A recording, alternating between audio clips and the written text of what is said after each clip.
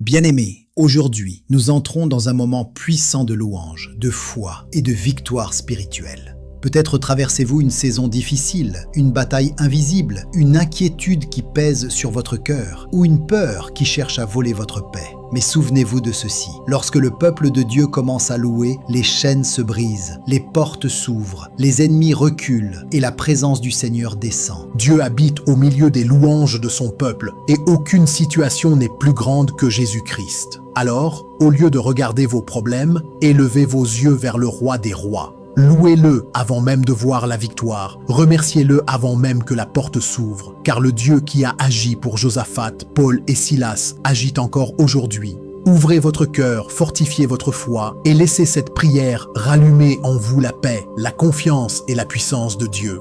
Je veux vous faire savoir qu'il y a une puissance lorsque vous louez Dieu. Si vous regardez dans toute la Bible, vous trouverez de nombreux exemples de la puissance qui découle de la louange de Dieu. Je crois que c'est le cas parce que lorsque nous, en tant que croyants remplis de l'Esprit, élevons nos cœurs avec foi et louons le Seigneur, alors sa gloire, sa puissance, sa présence descendent. Le psaume 22, verset 3 dit « Mais toi, tu es saint. » Toi qui habites les louanges d'Israël, Dieu habite la louange de son peuple. Je trouve cela extraordinaire et incroyablement édifiant parce que cela signifie que Dieu occupe, il vit dans les louanges de son peuple. C'est pourquoi vous voyez dans la Bible que des miracles se produisent grâce à la louange. Les chaînes sont brisées et les batailles sont gagnées lorsque le peuple de Dieu commence à le louer.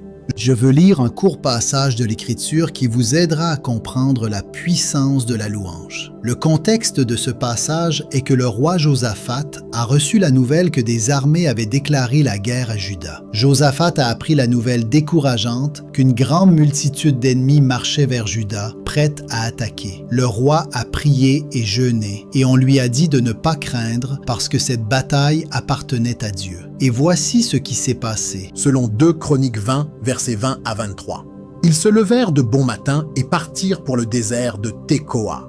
Au moment de leur départ, Josaphat se talla et dit « Écoutez-moi, Juda, et vous, habitants de Jérusalem, croyez en l'Éternel votre Dieu et vous serez affermis. Croyez en ses prophètes et vous prospérerez. » Puis, après avoir consulté le peuple, il désigna ceux qui devaient chanter pour l'Éternel et louer la magnificence de sa sainteté, marchant devant l'armée et disant « Louez l'Éternel, car sa miséricorde dure à toujours. » Au moment où ils commençaient les chants et les louanges, l'Éternel plaça des embuscades contre les fils d'Ammon et de Moab et ceux de la montagne de Séhir qui venaient contre Juda, et ils furent battus. Les fils d'Ammon et de Moab se dressèrent contre les habitants de la montagne de Séhir pour les exterminer et les détruire. Quand ils en eurent fini avec les habitants de Séhir, ils cédèrent à se détruire les uns les autres. Josaphat n'a même pas eu à combattre. Il a choisi de louer Dieu. La Bible dit, au moment où ils commençaient les chants et les louanges, l'Éternel plaça des embuscades contre les fils d'Ammon et de Moab et ceux de la montagne de Séhir qui venaient contre Juda, et ils furent battus. Apprenez cette leçon. Lorsque vous louez le Seigneur malgré le danger que vous affrontez, il interviendra. Lorsque vous louez Dieu malgré vos ennemis qui viennent contre vous, Dieu interviendra. Maintenant, il n'est pas toujours facile de louer. Il y aura des jours où nous n'en aurons peut-être pas envie. Il y aura des moments où vous serez si accablés et vous lutterez. Mais je peux vous dire que si seulement vous pouvez apprendre à louer le Seigneur de tout votre cœur dans ces moments-là, vous le trouverez comme un refuge sûr pendant les tempêtes de la vie. Vous le trouverez plus capable d'arrêter et de vaincre vos ennemis que vous ne le seriez jamais. Alors, écoutez-moi, peuple de Dieu, la louange doit devenir une priorité dans votre vie. Une chanteuse de gospel du nom de Jacqueline Carr a une chanson intitulée « You're Bigger ». Et dans cette chanson, elle dit « Tu es plus grand que tout problème conjugal, tu es plus grand que tout foyer brisé, tu es plus grand que nos erreurs. Les marques sur ton dos te rendent plus grand, ton sang te rend plus grand, ton amour te rend plus grand, tu as vaincu la mort et cela te rend plus grand. » Que ces mots sont vrais. Notre Dieu est en effet plus grand que toute situation. Il est plus grand que toute circonstance que vous affrontez ou tout problème. Et donc mon message pour vous aujourd'hui est de vous encourager à louer Dieu. Louez le Seigneur au milieu de votre situation. Louez le Seigneur pendant que vous traversez cette situation, puis louez-le à l'avance pour la victoire dans votre situation. Allez-y et remerciez le Seigneur pour le miracle à l'avance. Louez le Seigneur pour la percée à l'avance. Allez-y et donnez-lui la gloire et l'honneur d'avoir ouvert un chemin, même si ce qui est juste devant vous dit le contraire. Et voici la chose à ce sujet. Lorsque vous louez le Seigneur à l'avance, vous détournez l'attention du problème, de la douleur, du chagrin et de tout ce que vous affrontez. Et vous placez cette attention sur Jésus-Christ. C'est le pouvoir qui se cache derrière le fait de le louer à l'avance. Vous dites au problème, tu n'es pas assez grand pour m'empêcher de louer le Seigneur. Bien sûr, tu me causes un certain inconfort, c'est vrai. Je n'aime pas cette situation dans laquelle je suis. Et oui, cette douleur peut être grande, mais Jésus-Christ est toujours plus grand que tout cela. Lorsque vous louez Dieu à l'avance, vous reconnaissez qu'il est plus grand que les problèmes que le superviseur au travail vous donne. Lorsque vous louez Dieu à l'avance, vous dites « Seigneur, ma voiture peut me causer des problèmes. Mon meilleur ami peut m'avoir trahi. Et en plus de cela, j'ai des factures que je ne sais pas comment je vais payer, mais tu es toujours plus grand que tout cela. » Vous voyez, il y a une puissance à louer Dieu à l'avance. Saint de Dieu, nous devons louer Dieu, que nous ayons ou non ce que nous voulons. Nous devons le louer pour son merveilleux sacrifice. Il nous a tant aimés, chacun de nous, qu'il a donné son Fils unique afin que quiconque croit en lui ne périsse point, mais ait la vie éternelle. Alors, écoutez aujourd'hui, je vous encourage à prendre position. Quoi que vous affrontiez, je vous assure que ce n'est pas plus grand que Jésus-Christ. Quoi que vous traversiez ne peut pas être plus grand que le Seigneur, parce qu'il est le Tout-Puissant. Il est le Tout-Puissant. Dans Acte 16, Paul et Silas n'ont pas vu la prison dans laquelle ils étaient. Ils ne se sont pas concentrés sur les gardes, les chaînes ou le fait qu'ils étaient mal à l'aise. Non, ils se sont concentrés sur Dieu. Acte 16, versets 25 à 26 dit « Vers le milieu de la nuit, Paul et Silas priaient et chantaient des hymnes à Dieu. Et les prisonniers les écoutaient. Tout à coup, il y eut un grand tremblement de terre, de sorte que les fondations de la prison furent ébranlées. Et immédiatement, toutes les portes s'ouvrirent et les chaînes de chacun furent brisées. Maintenant, prions pour qu'en louant et en remerciant Dieu à l'avance, chacun de nous vive un moment soudain dans nos situations où les choses changeront. Maintenant, allons à Dieu en prière. Seigneur Jésus, je te loue. Je te loue pour ta fidélité et pour m'avoir aimé. Dieu, je te remercie pour ta constance, car tu n'es pas comme l'homme, tu ne changes pas d'un jour à l'autre. Tu es le même hier, aujourd'hui et éternellement. Et je te loue pour les batailles que tu as menées en mon nom. Je te loue, Père, pour la protection qui est sur ma vie. Je te loue pour la faveur que tu as placée sur ma vie. Je te loue pour la grâce et la miséricorde que tu m'as montrée. Et Seigneur, je sais que je ne mérite pas ton amour. Je n'ai rien fait pour mériter d'être aimé par toi. Pourtant, tu m'aimes toujours. Et pour cela, Dieu, je suis si reconnaissant. Le psaume 28, versets 6 à 8 dit « Béni soit l'Éternel, car il a entendu la voix de mes supplications. L'Éternel est ma force et mon bouclier. En lui, mon cœur a eu confiance, et j'ai été secouru. Mon cœur exulte de joie, et par mon chant, je le louerai. L'Éternel est la force de son peuple, il est la forteresse salutaire de son oint. Roi Jésus, si ce n'était pas pour toi, je ne sais pas où je serais. Si ce n'était pas pour ton merveilleux sacrifice au calvaire, Seigneur, je ne sais pas où je serais. Si ce n'était pas pour ta main qui est sur ma vie, Seigneur, si ce n'était pas pour ta protection, j'aurais été dévoré par l'ennemi maintenant. Mais je te loue, Roi Jésus, et je te remercie parce que tu n'as pas permis à l'ennemi de détruire ma vie ou de détruire ma maison. Seigneur, si ce n'était pas pour ton regard vigilant sur moi, et si ce n'était pas pour ta guidance, je serais perdu, je serais confus et désespéré. Mais je te prie parce qu'en toi, Seigneur Jésus, je suis conduit par le bon berger. En toi, Roi Jésus, mes pas sont dirigés. Mon demain, quoi qu'il puisse être, mon demain est entre les mains d'un Dieu fidèle, miséricordieux et aimant. Le psaume 63, versets 3 à 5 dit « Car ta bonté vaut mieux que la vie, mes lèvres te loueront. Ainsi je te bénirai toute ma vie, j'élèverai mes mains en ton nom. Mon âme sera rassasiée comme de moelle et de graisse, et ma bouche te louera avec des lèvres joyeuses. Sois loué, mon Dieu. Je te louerai de tout mon cœur, et je te dis que tu es saint. Toi seul es juste, Seigneur. Il n'y en a pas comme toi, Roi Jésus. Il n'y en aura jamais aucun qui te ressemble. Toi seul reçois mon adoration. Toi seul reçois ma louange, parce que tu es tout-puissant et tu n'as pas d'égal. Seigneur, je n'ai peut-être pas tout ce que je veux, mais j'ai tout ce dont je pourrais jamais avoir besoin, et j'ai cela en toi. Je n'ai peut-être pas tous les désirs de mon cœur, mais tout ce que je pourrais jamais désirer se trouve en toi, Seigneur Jésus. Dieu, tu es plus que suffisant, et en toi, je suis content. Et donc je te rends mes grâces, Dieu. Je te rends ma louange, Seigneur Jésus. Je glorifie ton précieux nom, et je te remercie, Seigneur. Je te remercie d'avoir entendu ma prière. C'est au nom de Jésus que je prie cette prière. Amen. De temps en temps, quelque chose se présente dans nos vies et nous rappelle que nous ne sommes pas en charge. Quelque chose arrive pour nous rappeler que nous ne sommes pas en contrôle, que nous ne sommes pas aussi forts que nous le pensions, que nous ne sommes pas aussi préparés que nous le pensions, et que nous sommes bien plus vulnérables que nous ne l'avons jamais rêvé. Et je crois que c'est pourquoi 1 Corinthiens 10, verset 12 dit « Ainsi que celui qui croit être debout prenne garde de ne pas tomber. » Et donc, nous devons avoir une certaine humilité dans nos vies. Si les choses vont bien pour vous, alors louange à Dieu. Mais ne méprisez pas ceux qui luttent. Personne n'est à l'abri des difficultés de la vie. Le chrétien le plus pieux que vous connaissiez a ses propres batailles personnelles. La personne la plus gentille que vous ayez rencontrée, cette personne qui a toujours un sourire sur le visage, cette personne a aussi ses propres défis. Mes chers auditeurs, laissez-moi vous dire ceci. Quelles que soient les difficultés que vous affrontez, quelle que soit la lutte dans laquelle vous êtes, le Seigneur vous a à cœur. Dieu a promis d'être avec vous quoi qu'il vous arrive. Le Seigneur a dit « Je ne te laisserai jamais ni ne t'abandonnerai ». Donc, si vous êtes timide ou effrayé, prenez courage. Le Seigneur a dit qu'il ne vous quittera jamais. Si vous avez honte de votre péché, si vous vous sentez mal et rempli de remords, repentez-vous et prenez courage. Dieu ne vous quittera jamais. Si vous vous sentez incompétent, prenez courage. Dieu ne vous quittera jamais.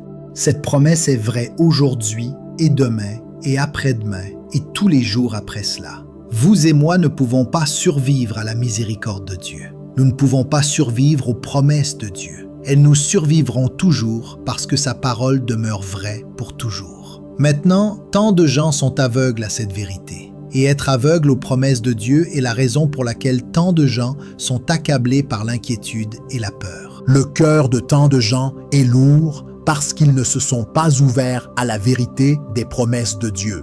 Et quand vous êtes aveugle à cette vérité, vous vous inquiétez de ceci, de cela et de tout le reste. Ma santé tiendra-t-elle? Vivrai-je assez longtemps pour voir mes petits-enfants? Les célibataires se demandent s'ils se marieront un jour. Les couples mariés regardent tous les divorces et se demandent s'ils y arriveront.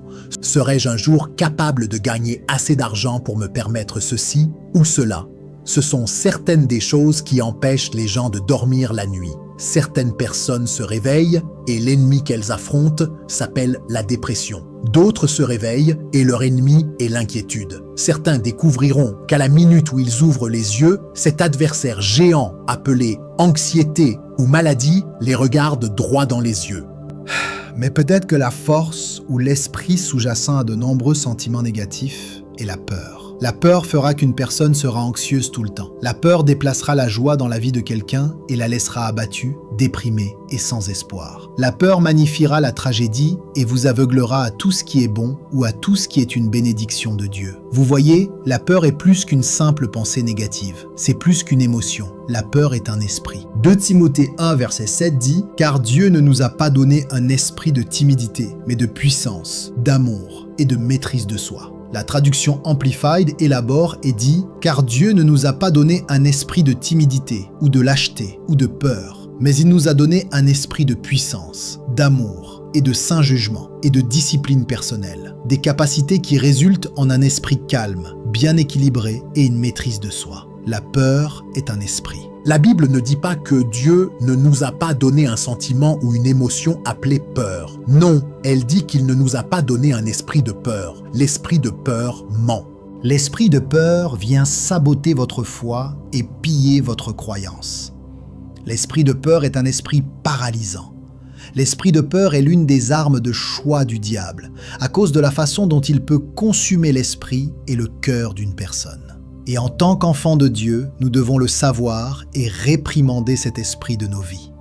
Dans les profondeurs de nos cœurs, nous devons être convaincus, persuadés et sûrs que Dieu nous a donné un esprit d'amour, de puissance et d'un esprit saint. Nulle part sur cette liste, il n'est dit que Dieu nous a donné un esprit de peur. Alors pourquoi tant d'entre nous l'acceptent-ils dans nos vies? Pourquoi en sommes-nous victimes maintes et maintes fois? Priez contre cet esprit et réprimandez-le de votre vie. Saint, il y a de la puissance dans le nom de Jésus-Christ. Il y a de la puissance dans le sang de Jésus-Christ. Et en tant qu'enfants de Dieu, nous devrions le savoir. Nous devrions nous opposer à cet esprit en nous assurant que nous sommes couverts par le sang de Jésus-Christ. Nous pouvons nous opposer à l'esprit de peur en nous assurant que nos vies sont ancrées dans la parole de Dieu et dans ses promesses. En bâtissant votre foi, vous bloquez l'esprit de peur. La peur et la foi ne se mélangent pas. Elles sont des opposés complets. Donc, si vous ne retenez qu'une seule chose de mon message aujourd'hui, que ce soit ceci: Dieu ne vous a pas donné un esprit de peur. Il vous a donné un esprit de puissance, d'amour et d'un esprit saint. Deutéronome 31, verset 8 dit « C'est l'Éternel qui marche devant toi. Il sera avec toi. Il ne te délaissera point et ne t'abandonnera point. Ne crains point et ne t'effraie point. C'est la parole de Dieu pour vous. Il ne vous quittera pas. Il ne vous abandonnera pas. Il achèvera l'œuvre à laquelle il vous a appelé. » Tout ce que Dieu a pour nous est contenu dans ces mots simples. « Je ne te quitterai jamais. » Tout ce dont vous avez besoin du Seigneur, il le fournira parce qu'il ne vous quittera jamais. Si vous vous sentez inadéquat, c'est bien parce que vous dépendrez encore plus du Seigneur. Dieu ne commence jamais quelque chose qu'il ne finit pas. Éphésiens 3, versets 16 à 17 dit « Je prie qu'il vous donne, selon la richesse de sa gloire, d'être puissamment fortifié par son esprit dans l'homme intérieur, en sorte que Christ habite dans vos cœurs par la foi et que vous soyez enracinés et fondés dans l'amour. » Notez que la Bible dit « en sorte que Christ habite dans vos cœurs par la foi ». Jésus-Christ n'habitera dans votre cœur que lorsqu'il y aura la foi. La foi dissipe la peur. La foi calme un cœur troublé. La foi est le remède pour un cœur troublé. La parole de Dieu nous dit de ne pas laisser nos cœurs être troublés. Elle nous dit d'avoir foi. Ayez foi que Jésus-Christ vous sauvera et vous délivrera de tout ce que vous pourriez affronter dans cette vie. Le psaume 50, verset 15 dit « Invoque-moi au jour de la détresse. Je te délivrerai et tu me glorifieras. » Dieu veut que vous l'appeliez. Il dit « Fiez-vous à moi dans vos moments de difficulté et je vous secouerai. Dans ma détresse, j'ai appelé le Seigneur. J'ai crié à mon Dieu à l'aide. De son temple, il a entendu ma voix. Mon cri est venu devant lui à ses oreilles. » N'est-ce pas réconfortant de savoir que nous servons un Dieu qui nous répondra lorsque nous sommes en détresse? Nous servons un Dieu qui entend nos cris. Et donc, chers auditeurs, lorsque vous traversez des difficultés dans la vie, lorsque vous faites face à des situations difficiles au sein de votre famille, de votre santé ou dans tout domaine de votre vie, vous vous demandez peut-être « Où Dieu me mène-t-il? Pourquoi Dieu permet-il que cela m'arrive ?»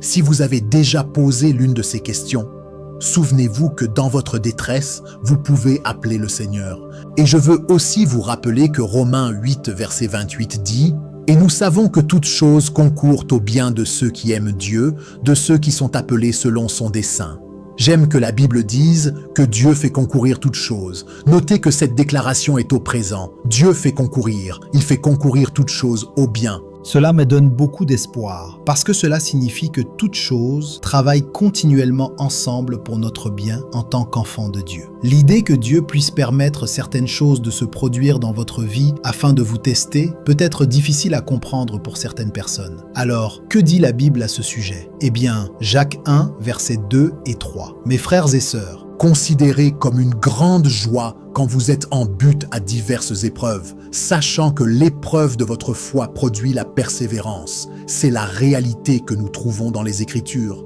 Notre foi doit être testée. Et peut-être que Proverbe 17, verset 3 nous donnera une meilleure compréhension de la raison pour laquelle le test de notre foi est nécessaire. Le creuset est pour l'argent et le fourneau pour l'or, mais l'Éternel éprouve les cœurs. En d'autres termes, tout comme l'argent et l'or sont purifiés par le feu, le Seigneur purifie les cœurs des hommes. Si vous voulez affiner de l'or, vous utilisez le four. Et si le cœur de l'homme doit être affiné, le Seigneur éprouve le cœur. Ce qui signifie que ma foi et votre foi doivent subir une épreuve à un moment ou à un autre. Notre tendance naturelle en tant qu'humain est de penser que si quelque chose semble désagréable, alors cela ne doit pas venir de Dieu. Mais nous devons réaliser que Dieu voit les choses tout à fait différemment de nous. Les épreuves que Dieu permet dans nos vies sont destinées à nous rendre complets, afin que nous ne manquions de rien en tant que croyants. Les épreuves viennent pour notre développement en tant que chrétiens. Les épreuves viennent pour que nous puissions bâtir sur le niveau de foi actuel que nous avons et atteindre de plus hauts sommets. C'est pourquoi la Bible dit que l'épreuve de votre foi produit la persévérance. L'épreuve de notre foi conduit à la maturité spirituelle. Cela devrait changer la façon dont nous voyons les difficultés et comment nous devrions réagir à ces moments difficiles dans nos vies. La réalité est que Dieu est toujours à l'œuvre dans ses enfants et le but ultime est que nous devenions un reflet du Christ. Nous devons être conformés à l'image du Christ, ayant nos esprits renouvelés et nos cœurs raffinés. Alors, chers auditeurs, si vous traversez quelque chose en ce moment, tant que vous gardez votre confiance en Dieu Tout-Puissant, il fait concourir toutes choses. Vous ne voyez peut-être pas comment, vous ne savez peut-être pas quand. Mais nous pouvons nous accrocher à la promesse que Dieu fait concourir toutes choses. Cela ne vous encourage-t-il pas dans votre esprit de savoir que Dieu travaille actuellement dans toutes les situations, à travers toutes les situations? Il arrange tout pour le bien. Il arrange et réarrange toutes choses dans votre vie afin qu'il en soit bien pour vous. Alors, en tant que croyants, nous devrions être reconnaissants que dans chaque situation, peu importe ce que c'est, même si c'est désagréable, même si c'est douloureux, Dieu façonne tout pour votre bien. Il bouge, il aligne, il vous connecte avec cette personne et vous éloigne de cette personne, afin que les choses se passent bien pour votre bien. Donc, pour quelqu'un qui écoute en ce moment, vous êtes peut-être en plein milieu de la situation la plus difficile que vous ayez jamais affrontée. Vous souffrez peut-être avez-vous simplement abandonné. Mais laissez-moi vous dire ceci. La traduction Amplified de Romains 8, verset 28 dit « Et nous savons avec une grande confiance que Dieu, qui est profondément préoccupé par nous, fait concourir toutes choses comme un plan pour le bien de ceux qui aiment Dieu, de ceux qui sont appelés selon son plan et son dessein. Dieu fera en sorte que cette souffrance, ce que vous ressentez, cela se transformera en votre bien. Le bien sortira de votre situation, quelle que soit la difficulté ou la douleur de la situation actuelle. Dieu fera en sorte que cette situation, celle que vous pensez peut-être être trop lourde pour vous, elle travaillera pour votre bien.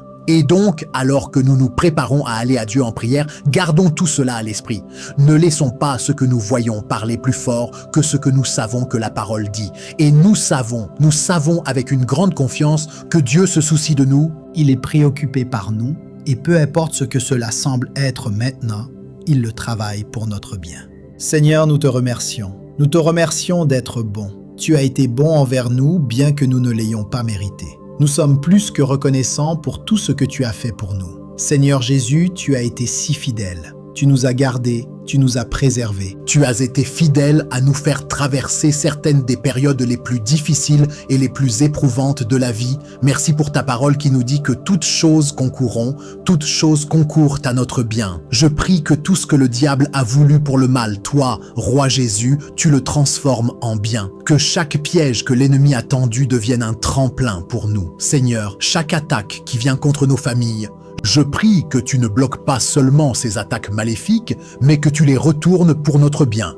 Nous déclarons qu'aucune arme forgée contre nous, en tant que tes enfants, ne prospérera. Psaume 37, versets 3 à 6. Mets ta confiance en l'Éternel et fais le bien. Habite le pays et repais-toi de sa fidélité. Fais de l'Éternel tes délices, et il te donnera ce que ton cœur désire. Remets ton sort à l'Éternel, mets en lui ta confiance, et il agira. Il fera briller ta justice comme la lumière, et ton droit comme le soleil en plein midi. Tu n'es pas seulement un Dieu miséricordieux, mais tu es un Dieu fidèle. Fidèle pour nous protéger au jour de la détresse. Tu es fidèle pour être notre refuge pendant les périodes difficiles. Tu es fidèle pour nous répondre chaque fois que nous appelons à l'aide. Et donc notre foi est en toi, Roi Jésus. Tu es l'encre de nos âmes. Tu es celui qui nous fait nous coucher dans de verts pâturages. Toi, Roi Jésus, tu prépares une table pour nous en présence de nos ennemis, ce qui signifie que nous pouvons avoir des ennemis qui complotent des manigances contre nous, mais ils n'auront aucun pouvoir sur nous au nom de Jésus. Le diable et ses démons n'ont aucun pouvoir sur nous. Ils ne causeront pas de dommages ni de destruction dans nos maisons ou dans nos vies au nom de Jésus. Seigneur, nous déclarons le psaume 91, verset 7. Qu'un millier tombe à ton côté et 10 000 à ta droite, cela ne t'atteindra pas. C'est à cause de ta bonté que nous pouvons nous accrocher à cette parole. Bien que ce monde puisse nous être hostile en tant qu'enfants de Dieu, nous réussissons parce que ta faveur nous précède. Bien que ce monde puisse nous persécuter, nous nous réjouirons parce que la joie du Seigneur est notre force. Et donc, entends notre prière, Seigneur, que tu transformes tout ce qui est douloureux dans nos vies. Fais que cela tourne à notre bien, que tu transformes le mal en bénédiction, le manque en abondance. Rends-nous tout ce que l'ennemi a volé. Dieu, ta parole dans Deutéronome 30, versets 2 et 3 dit « Si tu reviens à l'Éternel ton Dieu, et si tu obéis à sa voix, selon tout ce que je te commande aujourd'hui, toi et tes enfants, de tout ton cœur et de toute ton âme, alors l'Éternel, ton Dieu, te ramènera de captivité, aura compassion de toi et te rassemblera de nouveau de toutes les nations où l'Éternel, ton Dieu, t'aura dispersé. » Nous nous accrochons à cette parole. Aide-nous à t'être obéissants, à être obéissants à ta voix. C'est au nom de Jésus que nous prions. Amen. Je crois qu'il n'y a aucun moyen de connaître la parole de Dieu et de connaître les promesses de Dieu sans être rempli de force et de confiance. Car si vous avez besoin de protection, il y a une promesse pour cela dans la parole de Dieu. Si vous avez besoin de paix, il y a une promesse pour cela dans la parole de Dieu. Si vous luttez contre l'anxiété, si vous vous sentez seul, il y a une promesse qui aborde cela dans la Bible. Vous devez donc connaître Matthieu 11, verset 28, qui dit « Venez à moi, vous tous qui êtes fatigués et chargés, et je vous donnerai du repos. » C'est une promesse. Si vous êtes fatigué, Jésus-Christ vous offre du repos. Si vous êtes accablé par vos fardeaux, Jésus-Christ vous offre du repos. C'est une promesse que nous devrions connaître pendant ces moments où la vie semble accablante. Maintenant, Ésaïe 40, verset 29 dit « Il donne de la force à celui qui est fatigué, et il augmente la vigueur de celui qui est à bout de force. » C'est une promesse. Jean 14, verset 27 « Je vous laisse la paix, je vous donne ma paix. Je ne vous la donne pas comme le monde la donne. Que votre cœur ne se trouble point et ne s'alarme point. » C'est une promesse. Maintenant, s'il vous plaît, comprenez que le diable fera tout ce qu'il peut pour vous distraire et vous détourner de l'attention portée aux promesses de Dieu. Soyez donc conscient de l'ennemi et de ses stratagèmes. Il vous attaquera avec des doutes. Il vous attaquera avec des sentiments de condamnation, de culpabilité et de honte. Mais chaque fois que vous entendez le diable chuchoter ses mensonges, quand il essaie de vous dire que vous ne serez jamais pardonné pour ce que vous avez fait, quand il chuchote et dit que vous ne pourrez jamais passer à autre chose après votre passé, ou s'il essaie de vous dire que vous êtes mal aimé et indésirable, je veux que vous vous souveniez de cette promesse dans Romains 8, versets 38 à 39.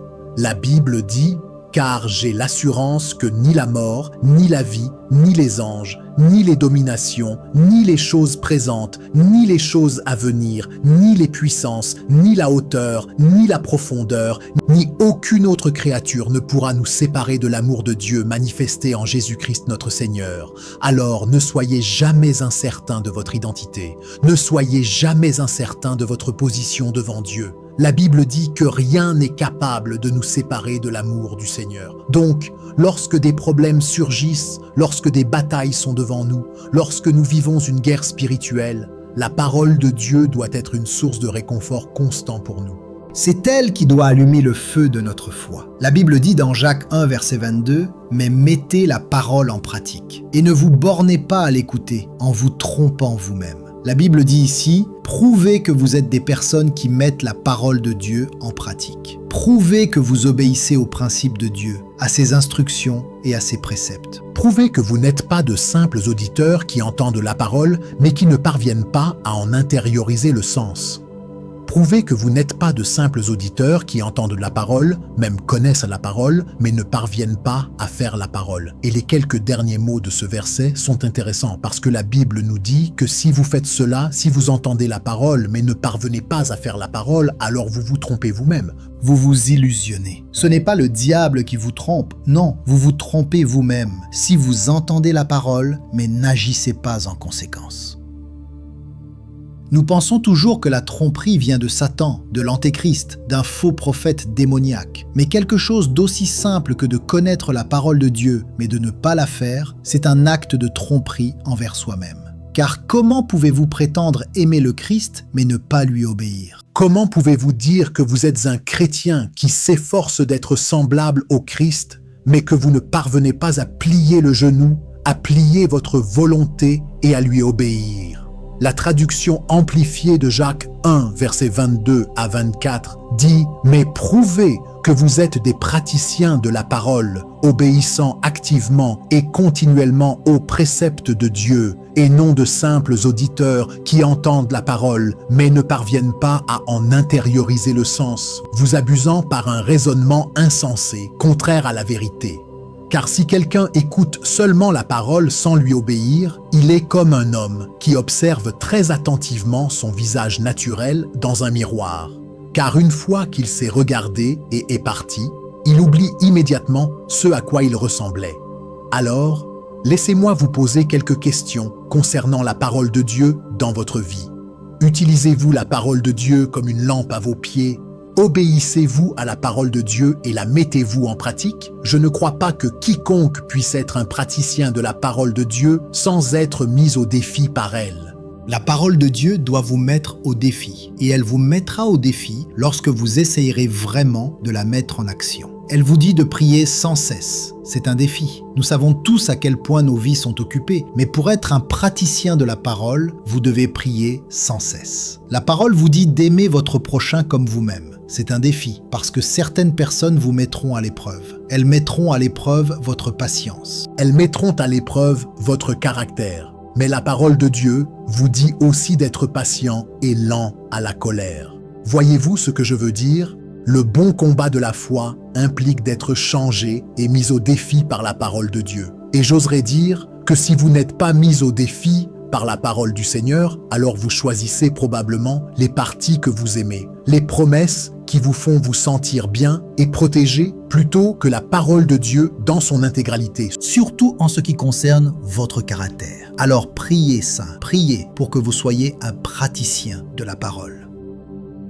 Bien-aimés, alors que cette prière s'achève, gardez cette vérité vivante dans votre cœur. La louange n'est pas seulement un chant, c'est une arme de foi, une déclaration de victoire et une porte ouverte à la présence de Dieu. Même lorsque la peur se lève, même lorsque les combats semblent trop lourds, souvenez-vous que le Seigneur ne vous abandonnera jamais. Il marche devant vous, il combat pour vous, il transforme ce que l'ennemi voulait pour le mal en bénédiction. Alors continuez à louer Dieu avant même de voir la réponse. Continuez à croire à ses promesses. Continuez à marcher par la foi et non par la peur. Que votre cœur reste enraciné dans sa parole, fortifié par son amour et rempli de cette paix que le monde ne peut pas donner. Au nom puissant de Jésus-Christ. Amen. Bien-aimés, aujourd'hui, nous entrons dans un moment puissant de louange, de foi et de victoire spirituelle. Peut-être traversez-vous une saison difficile, une bataille invisible, une inquiétude qui pèse sur votre cœur ou une peur qui cherche à voler votre paix. Mais souvenez-vous de ceci, lorsque le peuple de Dieu commence à louer, les chaînes se brisent, les portes s'ouvrent, les ennemis reculent et la présence du Seigneur descend. Dieu habite au milieu des louanges de son peuple et aucune situation n'est plus grande que Jésus-Christ. Alors, au lieu de regarder vos problèmes, élevez vos yeux vers le roi des rois.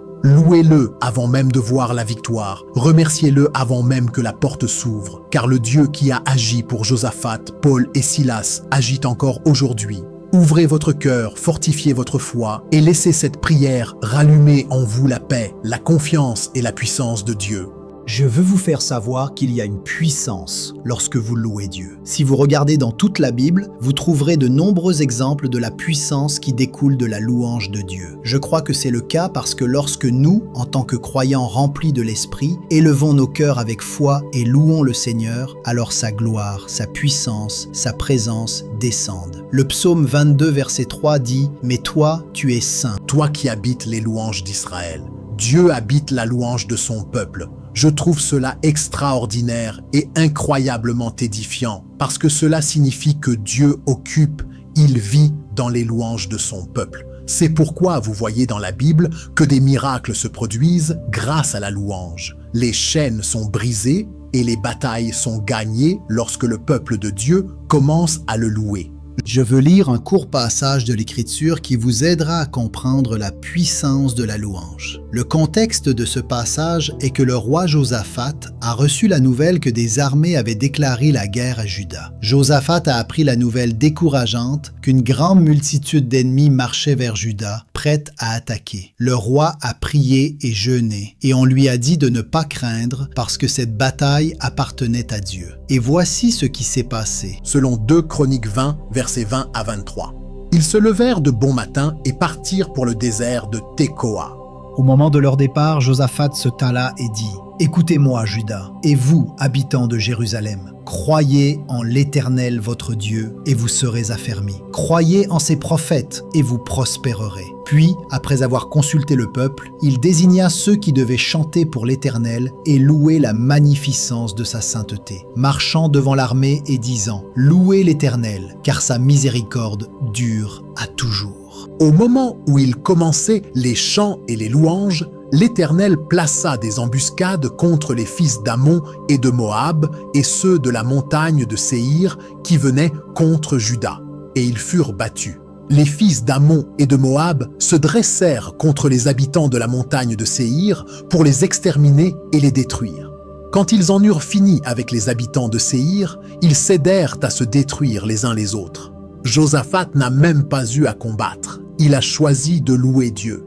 La Bible dit, au moment où ils commençaient les chants et les louanges, l'Éternel plaça des embuscades contre les fils d'Ammon et de Moab et ceux de la montagne de Séhir qui venaient contre Juda, et ils furent battus. Apprenez cette leçon. Lorsque vous louez le Seigneur malgré le danger que vous affrontez, il interviendra. Lorsque vous louez Dieu malgré vos ennemis qui viennent contre vous, Dieu interviendra. Maintenant, il n'est pas toujours facile de louer. Il y aura des jours où nous n'en aurons peut-être pas envie. Il y aura des moments où vous serez si accablés et vous lutterez. Mais je peux vous dire que si seulement vous pouvez apprendre à louer le Seigneur de tout votre cœur dans ces moments-là, vous le trouverez comme un refuge sûr pendant les tempêtes de la vie.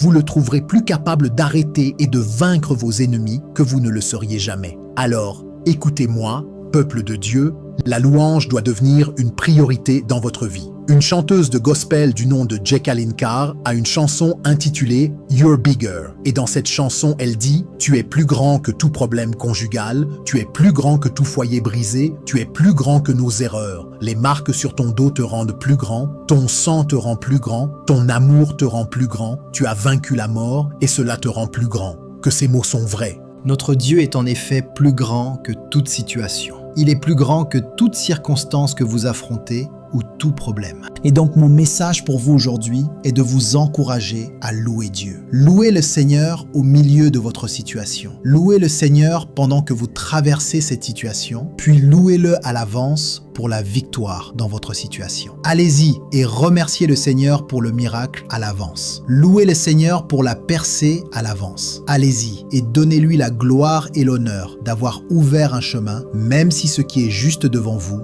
dit le contraire. Et voici la chose à ce sujet. Lorsque vous louez le Seigneur à l'avance, vous détournez l'attention du problème, de la douleur, du chagrin et de tout ce que vous affrontez. Et vous placez cette attention sur Jésus-Christ. C'est le pouvoir qui se cache derrière le fait de le louer à l'avance.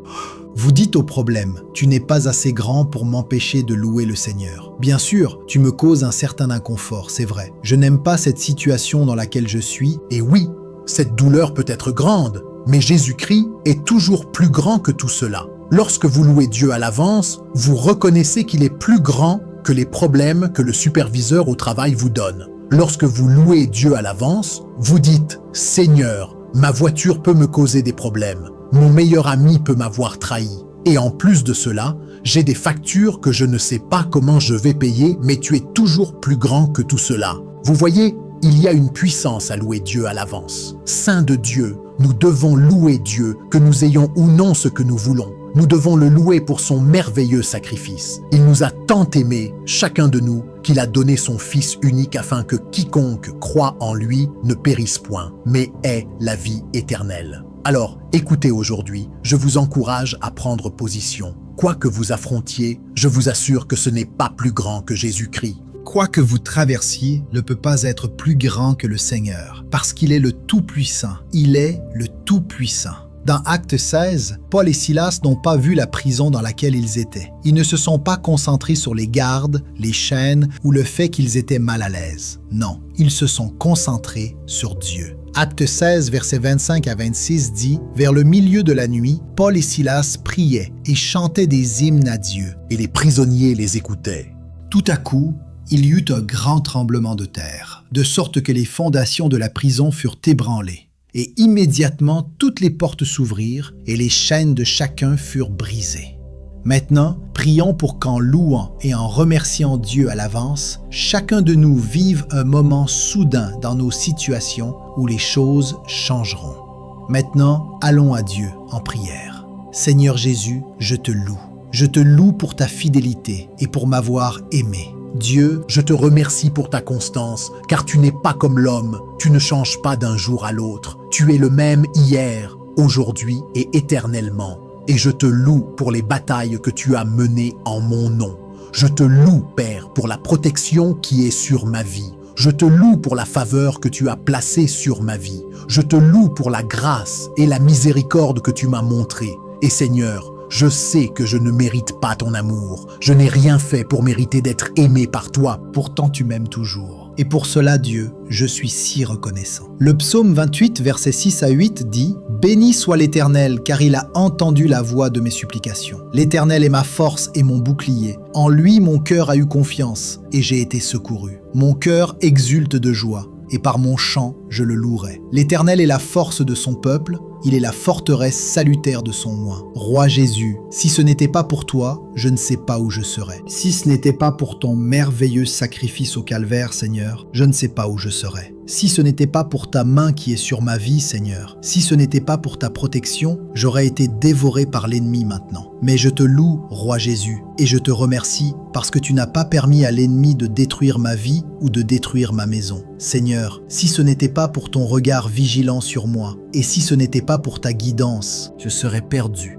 je serais confus et désespéré. Mais je te prie parce qu'en toi, Seigneur Jésus, je suis conduit par le bon berger. En toi, Roi Jésus, mes pas sont dirigés. Mon demain, quoi qu'il puisse être, mon demain est entre les mains d'un Dieu fidèle, miséricordieux et aimant. Le psaume 63, versets 3 à 5 dit « Car ta bonté vaut mieux que la vie, mes lèvres te loueront. Ainsi je te bénirai toute ma vie, j'élèverai mes mains en ton nom. Mon âme sera rassasiée comme de moelle et de graisse, et ma bouche te louera avec des lèvres joyeuses. Sois loué, mon Dieu. Je te louerai de tout mon cœur, et je te dis que tu es saint. Toi seul est juste, Seigneur. Il n'y en a pas comme toi, Roi Jésus. Il n'y en aura jamais aucun qui te ressemble. Toi seul reçois mon adoration. Toi seul reçois ma louange, parce que tu es tout-puissant et tu n'as pas d'égal. Seigneur, je n'ai peut-être pas tout ce que je veux, mais j'ai tout ce dont je pourrais jamais avoir besoin, et j'ai cela en toi. Je n'ai peut-être pas tous les désirs de mon cœur, mais tout ce que je pourrais jamais désirer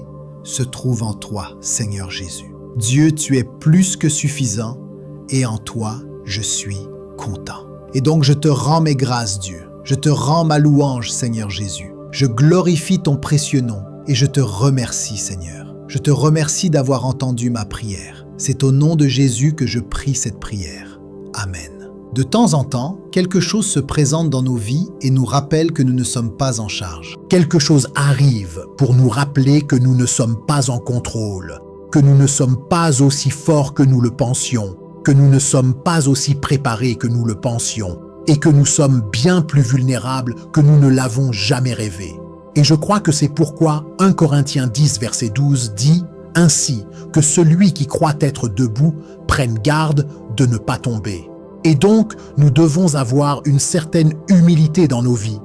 Si les choses vont bien pour vous, alors louange à Dieu. Mais ne méprisez pas ceux qui luttent. Personne n'est à l'abri des difficultés de la vie. Le chrétien le plus pieux que vous connaissiez a ses propres batailles personnelles. La personne la plus gentille que vous ayez rencontrée, cette personne qui a toujours un sourire sur le visage, cette personne a aussi ses propres défis. Mes chers auditeurs, laissez-moi vous dire ceci. Quelles que soient les difficultés que vous affrontez, quelle que soit la lutte dans laquelle vous êtes, le Seigneur vous a à cœur. Dieu a promis d'être avec vous quoi qu'il vous arrive. Le Seigneur a dit « Je ne te laisserai jamais ni ne t'abandonnerai ». Donc, si vous êtes timide ou effrayé, prenez courage. Le Seigneur a dit qu'il ne vous quittera jamais. Si vous avez honte de votre péché, si vous vous sentez mal et rempli de remords, repentez-vous et prenez courage. Dieu ne vous quittera jamais. Si vous vous sentez incompétent, prenez courage. Dieu ne vous quittera jamais. Cette promesse est vraie aujourd'hui et demain et après-demain et tous les jours après cela. Vous et moi ne pouvons pas survivre à la miséricorde de Dieu. Nous ne pouvons pas survivre aux promesses de Dieu. Elles nous survivront toujours parce que sa parole demeure vraie pour toujours. Maintenant, tant de gens sont aveugles à cette vérité. Et être aveugle aux promesses de Dieu est la raison pour laquelle tant de gens sont accablés par l'inquiétude et la peur. Le cœur de tant de gens est lourd parce qu'ils ne se sont pas ouverts à la vérité des promesses de Dieu. Et quand vous êtes aveugle à cette vérité, vous vous inquiétez de ceci, de cela et de tout le reste. Ma santé tiendra-t-elle? Vivrai-je assez longtemps pour voir mes petits-enfants? Les célibataires se demandent s'ils se marieront un jour. Les couples mariés regardent tous les divorces et se demandent s'ils y arriveront. Serai-je un jour capable de gagner assez d'argent pour me permettre ceci ou cela? Ce sont certaines des choses qui empêchent les gens de dormir la nuit. Certaines personnes se réveillent et l'ennemi qu'elles affrontent s'appelle la dépression. D'autres se réveillent et leur ennemi est l'inquiétude. Certains découvriront qu'à la minute où ils ouvrent les yeux, cet adversaire géant appelé anxiété ou maladie les regarde droit dans les yeux. Mais peut-être que la force ou l'esprit sous-jacent à de nombreux sentiments négatifs est la peur. La peur fera qu'une personne sera anxieuse tout le temps. La peur déplacera la joie dans la vie de quelqu'un et la laissera abattue, déprimée et sans espoir. La peur magnifiera la tragédie et vous aveuglera à tout ce qui est bon ou à tout ce qui est une bénédiction de Dieu. Vous voyez, la peur est plus qu'une simple pensée négative. C'est plus qu'une émotion. La peur est un esprit. 2 Timothée 1, verset 7 dit « Car Dieu ne nous a pas donné un esprit de timidité, mais de puissance, d'amour et de maîtrise de soi. » La traduction Amplified élabore et dit « Car Dieu ne nous a pas donné un esprit de timidité, ou de lâcheté, ou de peur, mais il nous a donné un esprit de puissance, d'amour et de saint jugement, et de discipline personnelle, des capacités qui résultent en un esprit calme, bien équilibré et une maîtrise de soi. La peur est un esprit. » La Bible ne dit pas que Dieu ne nous a pas donné un sentiment ou une émotion appelée peur. Non, elle dit qu'il ne nous a pas donné un esprit de peur. L'esprit de peur ment. L'esprit de peur vient saboter votre foi et piller votre croyance. L'esprit de peur est un esprit paralysant. L'esprit de peur est l'une des armes de choix du diable, à cause de la façon dont il peut consumer l'esprit et le cœur d'une personne. Et en tant qu'enfants de Dieu, nous devons le savoir et réprimander cet esprit de nos vies. Dans les profondeurs de nos cœurs, nous devons être convaincus, persuadés et sûrs que Dieu nous a donné un esprit d'amour, de puissance et d'un esprit saint. Nulle part sur cette liste, il n'est dit que Dieu nous a donné un esprit de peur. Alors pourquoi tant d'entre nous l'acceptent-ils dans nos vies? Pourquoi en sommes-nous victimes maintes et maintes fois? Priez contre cet esprit et réprimandez-le de votre vie. Saint, il y a de la puissance dans le nom de Jésus-Christ.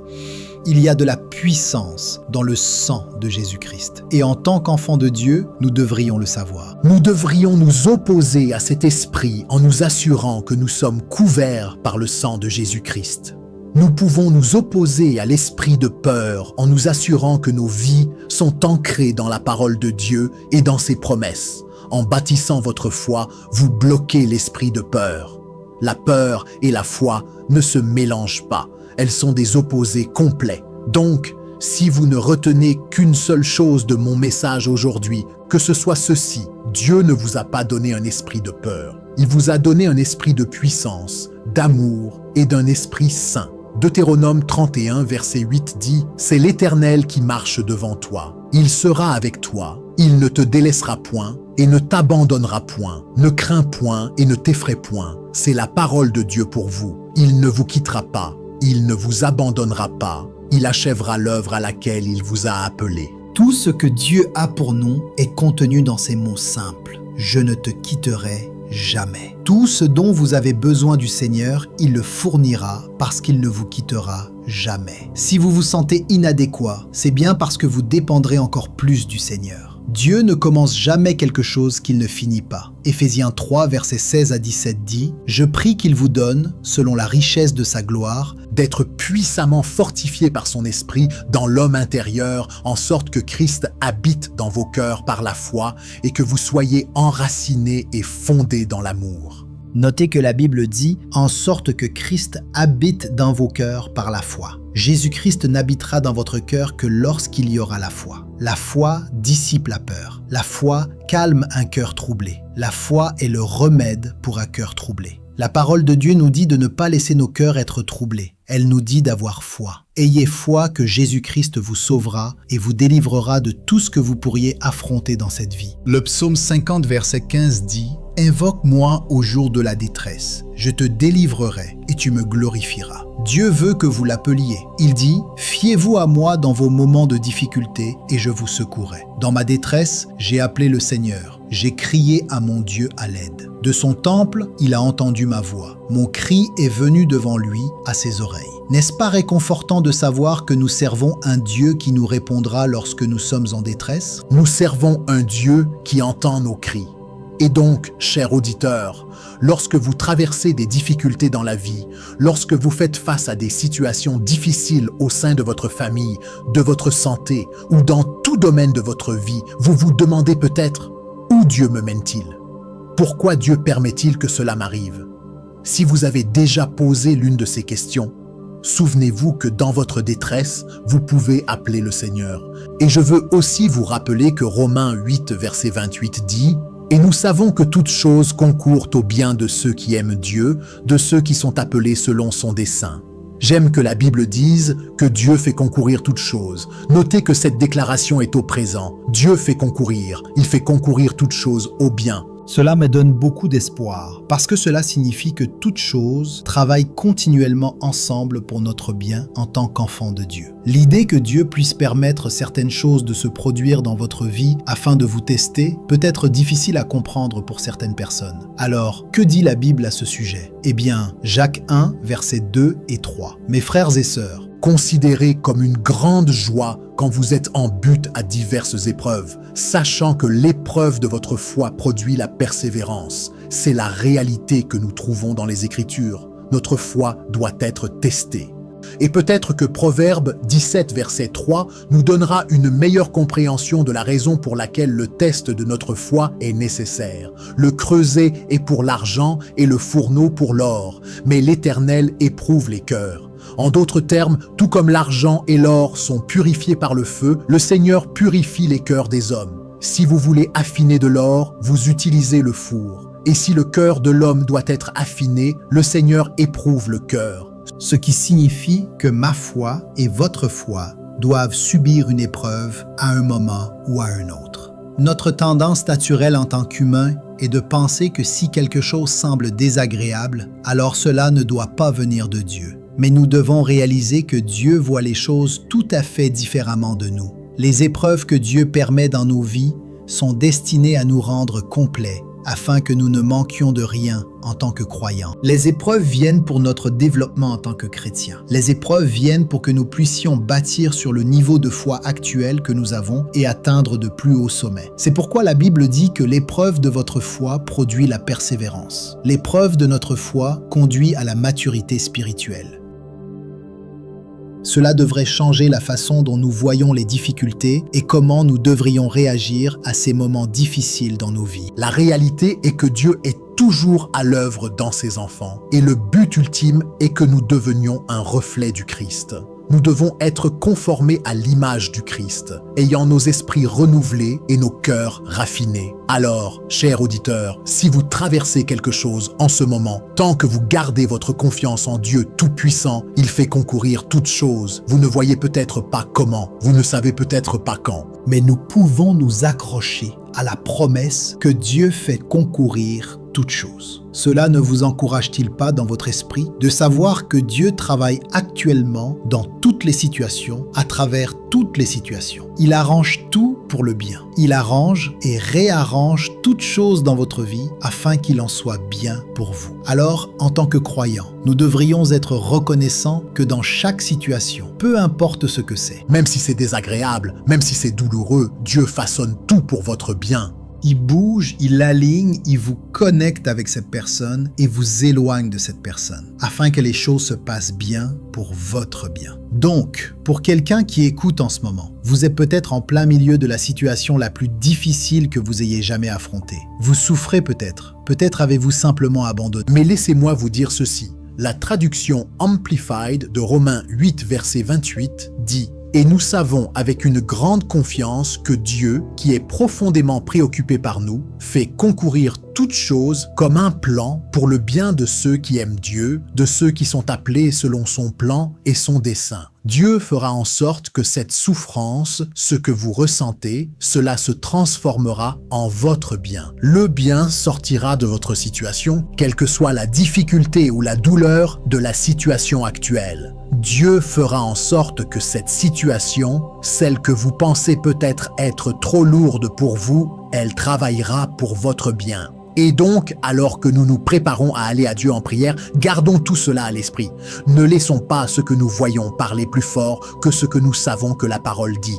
Et nous savons avec une grande confiance que Dieu se soucie de nous. Il est préoccupé par nous, et peu importe ce que cela semble être maintenant, il le travaille pour notre bien. Seigneur, nous te remercions. Nous te remercions d'être bon. Tu as été bon envers nous, bien que nous ne l'ayons pas mérité. Nous sommes plus que reconnaissants pour tout ce que tu as fait pour nous. Seigneur Jésus, tu as été si fidèle. Tu nous as gardés, tu nous as préservés. Tu as été fidèle à nous faire traverser certaines des périodes les plus difficiles et les plus éprouvantes de la vie. Merci pour ta parole qui nous dit que toutes choses concourront, toutes choses concourent à notre bien. Je prie que tout ce que le diable a voulu pour le mal, toi, Roi Jésus, tu le transformes en bien. Que chaque piège que l'ennemi a tendu devienne un tremplin pour nous. Seigneur, chaque attaque qui vient contre nos familles, je prie que tu ne bloques pas seulement ces attaques maléfiques, mais que tu les retournes pour notre bien. Nous déclarons qu'aucune arme forgée contre nous, en tant que tes enfants, ne prospérera. Psaume 37, versets 3 à 6. Mets ta confiance en l'Éternel et fais le bien. Habite le pays et repais-toi de sa fidélité. Fais de l'Éternel tes délices, et il te donnera ce que ton cœur désire. Remets ton sort à l'Éternel, mets en lui ta confiance, et il agira. Il fera briller ta justice comme la lumière, et ton droit comme le soleil en plein midi.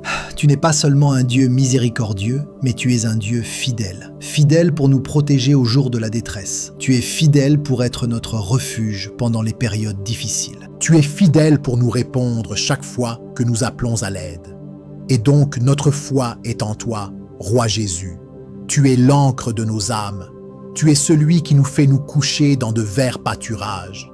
Toi, Roi Jésus, tu prépares une table pour nous en présence de nos ennemis, ce qui signifie que nous pouvons avoir des ennemis qui complotent des manigances contre nous, mais ils n'auront aucun pouvoir sur nous au nom de Jésus. Le diable et ses démons n'ont aucun pouvoir sur nous. Ils ne causeront pas de dommages ni de destruction dans nos maisons ou dans nos vies au nom de Jésus. Seigneur, nous déclarons le psaume 91, verset 7. Qu'un millier tombent à ton côté et 10 000 à ta droite, cela ne t'atteindra pas. C'est à cause de ta bonté que nous pouvons nous accrocher à cette parole. Bien que ce monde puisse nous être hostile en tant qu'enfants de Dieu, nous réussissons parce que ta faveur nous précède. Bien que ce monde puisse nous persécuter, nous nous réjouirons parce que la joie du Seigneur est notre force. Et donc, entends notre prière, Seigneur, que tu transformes tout ce qui est douloureux dans nos vies. Fais que cela tourne à notre bien. Que tu transformes le mal en bénédiction, le manque en abondance. Rends-nous tout ce que l'ennemi a volé.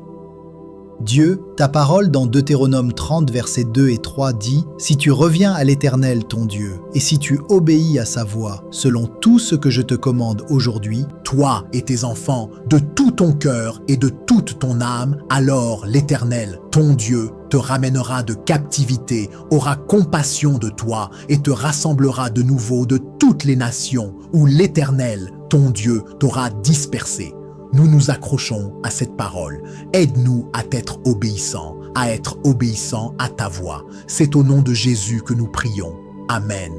Je crois qu'il n'y a aucun moyen de connaître la parole de Dieu et de connaître les promesses de Dieu sans être rempli de force et de confiance. Car si vous avez besoin de protection, il y a une promesse pour cela dans la parole de Dieu. Si vous avez besoin de paix, il y a une promesse pour cela dans la parole de Dieu. Si vous luttez contre l'anxiété, si vous vous sentez seul, il y a une promesse qui aborde cela dans la Bible. Vous devez donc connaître Matthieu 11, verset 28, qui dit « Venez à moi, vous tous qui êtes fatigués et chargés, et je vous donnerai du repos. » C'est une promesse. Si vous êtes fatigué, Jésus-Christ vous offre du repos. Si vous êtes accablé par vos fardeaux, Jésus-Christ vous offre du repos. C'est une promesse que nous devrions connaître pendant ces moments où la vie semble accablante. Maintenant, Ésaïe 40, verset 29 dit « Il donne de la force à celui qui est fatigué, et il augmente la vigueur de celui qui est à bout de force. » C'est une promesse.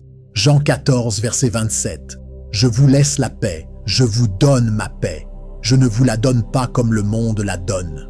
Que votre cœur ne se trouble point et ne s'alarme point. » C'est une promesse. Maintenant, s'il vous plaît, comprenez que le diable fera tout ce qu'il peut pour vous distraire et vous détourner de l'attention portée aux promesses de Dieu. Soyez donc conscient de l'ennemi et de ses stratagèmes. Il vous attaquera avec des doutes. Il vous attaquera avec des sentiments de condamnation, de culpabilité et de honte. Mais chaque fois que vous entendez le diable chuchoter ses mensonges, quand il essaie de vous dire que vous ne serez jamais pardonné pour ce que vous avez fait, quand il chuchote et dit que vous ne pourrez jamais passer à autre chose après votre passé, ou s'il essaie de vous dire que vous êtes mal aimé et indésirable, je veux que vous vous souveniez de cette promesse dans Romains 8, versets 38 à 39.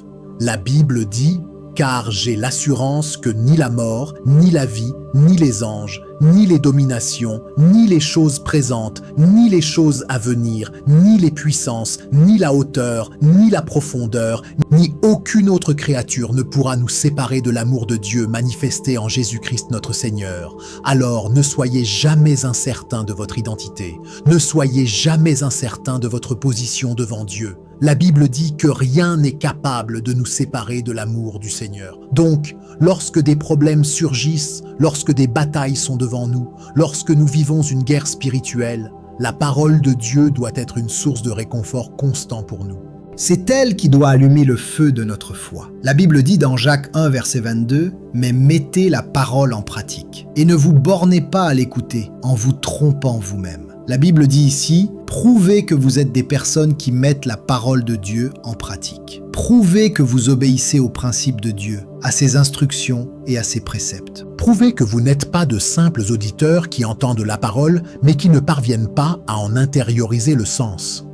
Prouvez que vous n'êtes pas de simples auditeurs qui entendent la parole, même connaissent la parole, mais ne parviennent pas à faire la parole. Et les quelques derniers mots de ce verset sont intéressants parce que la Bible nous dit que si vous faites cela, si vous entendez la parole, mais ne parvenez pas à faire la parole, alors vous vous trompez vous-même. Vous vous illusionnez. Ce n'est pas le diable qui vous trompe, non, vous vous trompez vous-même si vous entendez la parole, mais n'agissez pas en conséquence.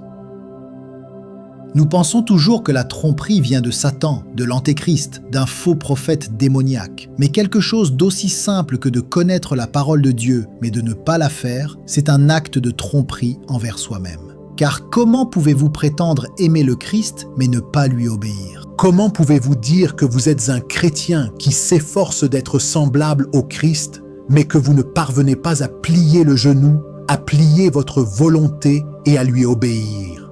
La traduction amplifiée de Jacques 1, versets 22 à 24 dit « Mais prouvez que vous êtes des praticiens de la parole, obéissant activement et continuellement aux préceptes de Dieu, et non de simples auditeurs qui entendent la parole, mais ne parviennent pas à en intérioriser le sens, vous abusant par un raisonnement insensé, contraire à la vérité.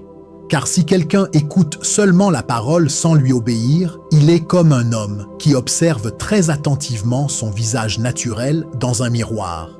Car une fois qu'il s'est regardé et est parti, il oublie immédiatement ce à quoi il ressemblait. Alors, laissez-moi vous poser quelques questions concernant la parole de Dieu dans votre vie. Utilisez-vous la parole de Dieu comme une lampe à vos pieds? Obéissez-vous à la parole de Dieu et la mettez-vous en pratique? Je ne crois pas que quiconque puisse être un praticien de la parole de Dieu sans être mis au défi par elle.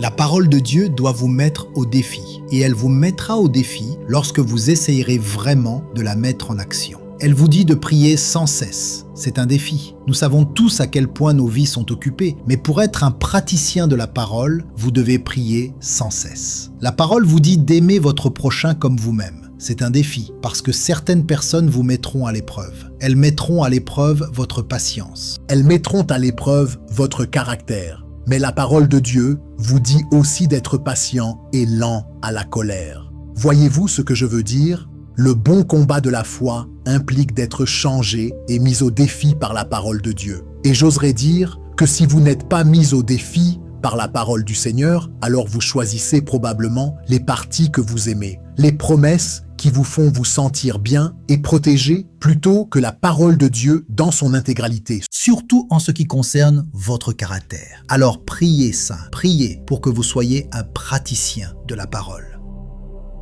Bien-aimés, alors que cette prière s'achève, gardez cette vérité vivante dans votre cœur. La louange n'est pas seulement un chant, c'est une arme de foi, une déclaration de victoire et une porte ouverte à la présence de Dieu. Même lorsque la peur se lève, même lorsque les combats semblent trop lourds, souvenez-vous que le Seigneur ne vous abandonnera jamais. Il marche devant vous, il combat pour vous, il transforme ce que l'ennemi voulait pour le mal en bénédiction. Alors continuez à louer Dieu avant même de voir la réponse. Continuez à croire à ses promesses. Continuez à marcher par la foi et non par la peur. Que votre cœur reste enraciné dans sa parole, fortifié par son amour et rempli de cette paix que le monde ne peut pas donner. Au nom puissant de Jésus-Christ. Amen. Bien-aimés, aujourd'hui, nous entrons dans un moment puissant de louange, de foi et de victoire spirituelle. Peut-être traversez-vous une saison difficile, une bataille invisible, une inquiétude qui pèse sur votre cœur ou une peur qui cherche à voler votre paix. Mais souvenez-vous de ceci, lorsque le peuple de Dieu commence à louer, les chaînes se brisent, les portes s'ouvrent, les ennemis reculent et la présence du Seigneur descend. Dieu habite au milieu des louanges de son peuple et aucune situation n'est plus grande que Jésus-Christ. Alors, au lieu de regarder vos problèmes, élevez vos yeux vers le roi des rois.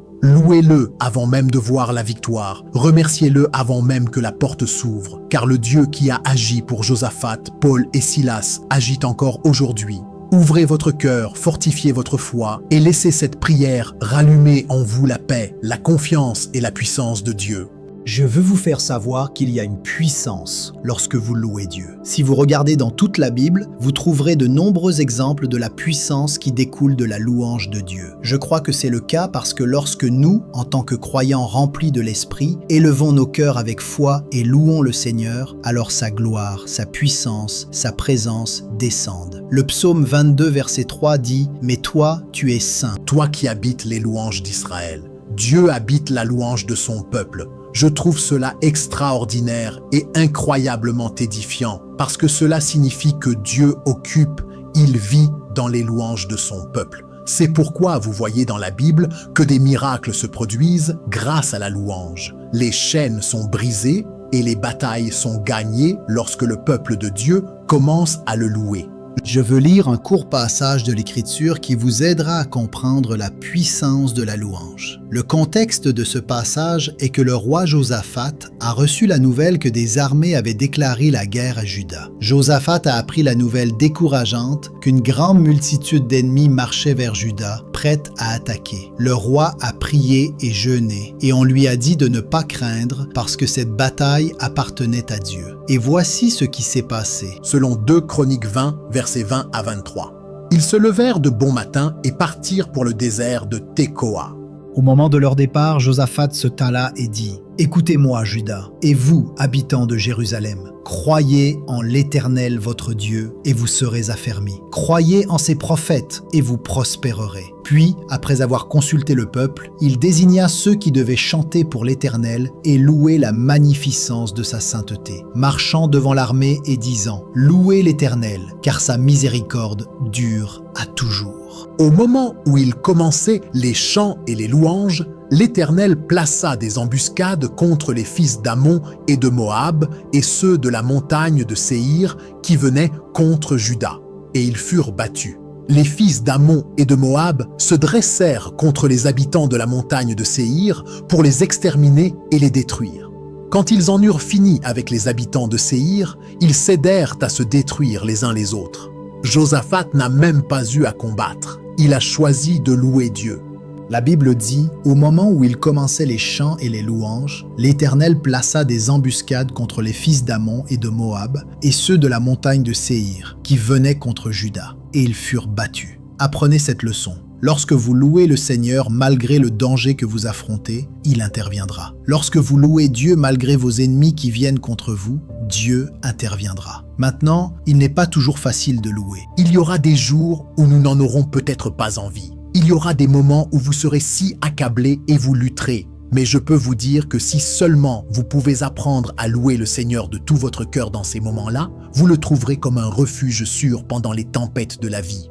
Vous le trouverez plus capable d'arrêter et de vaincre vos ennemis que vous ne le seriez jamais. Alors, écoutez-moi, peuple de Dieu, la louange doit devenir une priorité dans votre vie. Une chanteuse de gospel du nom de Jacqueline Carr a une chanson intitulée « You're Bigger ». Et dans cette chanson, elle dit « Tu es plus grand que tout problème conjugal, tu es plus grand que tout foyer brisé, tu es plus grand que nos erreurs. Les marques sur ton dos te rendent plus grand, ton sang te rend plus grand, ton amour te rend plus grand, tu as vaincu la mort et cela te rend plus grand. » Que ces mots sont vrais. Notre Dieu est en effet plus grand que toute situation. Il est plus grand que toute circonstance que vous affrontez ou tout problème. Et donc mon message pour vous aujourd'hui est de vous encourager à louer Dieu. Louez le Seigneur au milieu de votre situation. Louez le Seigneur pendant que vous traversez cette situation, puis louez-le à l'avance pour la victoire dans votre situation. Allez-y et remerciez le Seigneur pour le miracle à l'avance. Louez le Seigneur pour la percée à l'avance. Allez-y et donnez-lui la gloire et l'honneur d'avoir ouvert un chemin, même si ce qui est juste devant vous dit le contraire. Et voici la chose à ce sujet. Lorsque vous louez le Seigneur à l'avance, vous détournez l'attention du problème, de la douleur, du chagrin et de tout ce que vous affrontez. Et vous placez cette attention sur Jésus-Christ. C'est le pouvoir qui se cache derrière le fait de le louer à l'avance.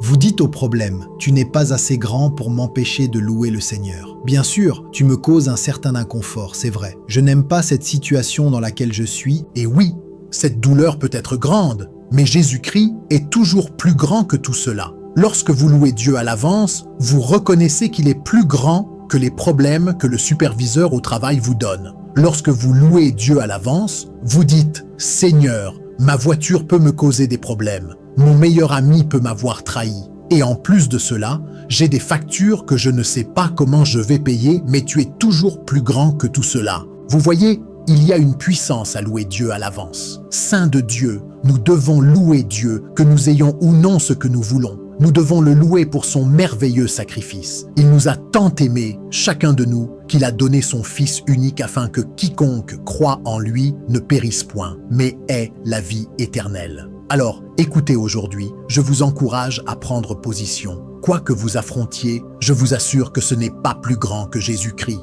Quoi que vous traversiez ne peut pas être plus grand que le Seigneur, parce qu'il est le Tout-Puissant. Il est le Tout-Puissant. Dans Acte 16, Paul et Silas n'ont pas vu la prison dans laquelle ils étaient. Ils ne se sont pas concentrés sur les gardes, les chaînes ou le fait qu'ils étaient mal à l'aise. Non, ils se sont concentrés sur Dieu. Acte 16, versets 25 à 26 dit « Vers le milieu de la nuit, Paul et Silas priaient et chantaient des hymnes à Dieu. Et les prisonniers les écoutaient.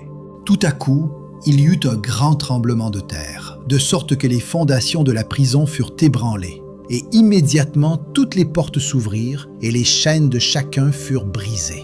Maintenant, prions pour qu'en louant et en remerciant Dieu à l'avance, chacun de nous vive un moment soudain dans nos situations où les choses changeront. Maintenant, allons à Dieu en prière. Seigneur Jésus, je te loue. Je te loue pour ta fidélité et pour m'avoir aimé. Dieu, je te remercie pour ta constance, car tu n'es pas comme l'homme, tu ne changes pas d'un jour à l'autre. Tu es le même hier, aujourd'hui et éternellement. Et je te loue pour les batailles que tu as menées en mon nom.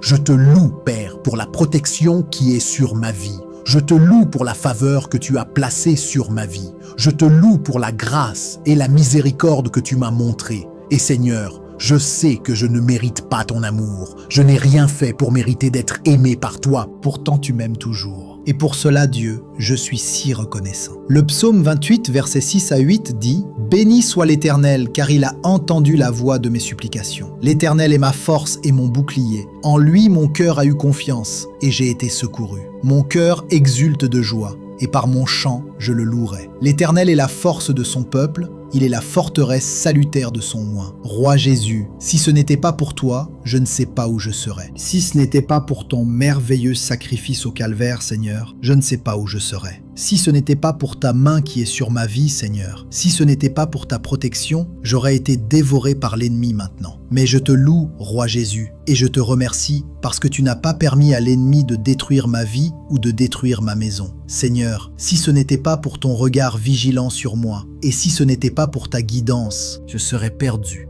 je serais confus et désespéré. Mais je te prie parce qu'en toi, Seigneur Jésus, je suis conduit par le bon berger. En toi, Roi Jésus, mes pas sont dirigés. Mon demain, quoi qu'il puisse être, mon demain est entre les mains d'un Dieu fidèle, miséricordieux et aimant. Le psaume 63, versets 3 à 5 dit « Car ta bonté vaut mieux que la vie, mes lèvres te loueront. Ainsi je te bénirai toute ma vie, j'élèverai mes mains en ton nom. Mon âme sera rassasiée comme de moelle et de graisse, et ma bouche te louera avec des lèvres joyeuses. Sois loué, mon Dieu. Je te louerai de tout mon cœur, et je te dis que tu es saint. Toi seul es juste, Seigneur. Il n'y en a pas comme toi, Roi Jésus. Il n'y en aura jamais aucun qui te ressemble. Toi seul reçois mon adoration. Toi seul reçois ma louange, parce que tu es tout-puissant, et tu n'as pas d'égal.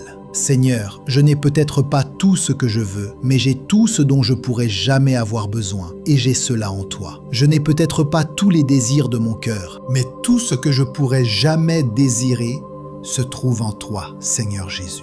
Dieu, tu es plus que suffisant, et en toi, je suis content. Et donc je te rends mes grâces, Dieu. Je te rends ma louange, Seigneur Jésus. Je glorifie ton précieux nom, et je te remercie, Seigneur. Je te remercie d'avoir entendu ma prière. C'est au nom de Jésus que je prie cette prière.